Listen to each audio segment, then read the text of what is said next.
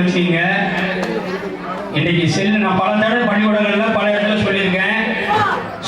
கவனிக்கணும். செல்ல தொட்டாலும் சரி, நாம விரும்பாம தொடாம இருந்தாலும் சரி, பல காட்சிகள் செல்லுல வந்துடும். இந்த செல்லுங்கிறது ரொம்ப அவசியமான ஒண்ணுதான். அதே நேரத்தில் அது நம்ம இழக்க முடியாது, தேவைக்கு பயன்படுத்துறோம். ஆனா தீமையான விஷயங்களுக்கு பயன்படுத்தக்கூடாதுன்னு இந்த பாட்டை நான் எழுதியிருக்கேன். அதை கவனிங்க. ஒரு நாள் செல்ல ஓபன் செய்து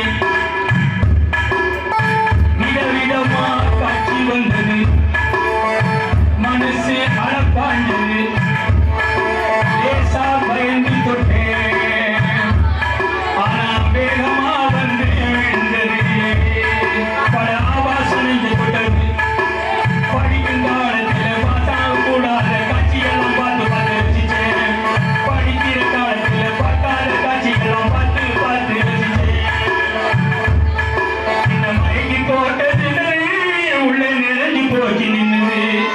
அன்று முதல் என் உள்ளம் கெட்டு போச்சுடா, கெட்டு போச்சுடா. நான் நினைப்பே வராம போச்சு, படிப்பு என்ன விட்டு போச்சு, நினைப்பே வராம போச்சு, படிப்பு என்ன விட்டு போச்சு.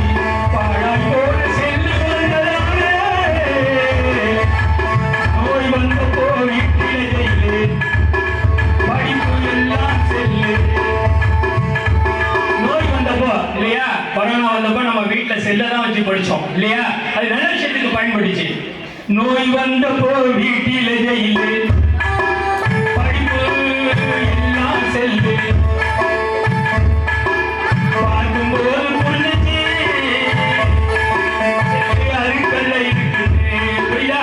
ஏற்கனவே நீ பார்த்தியா, அதுக்கு இல்ல, இதுக்கு தான் செல்லு. படிப்புக்காக, நல்ல விஷயங்களை தெரிஞ்சுக்கிறதுக்காக. நல்லது எடுத்து நல்லது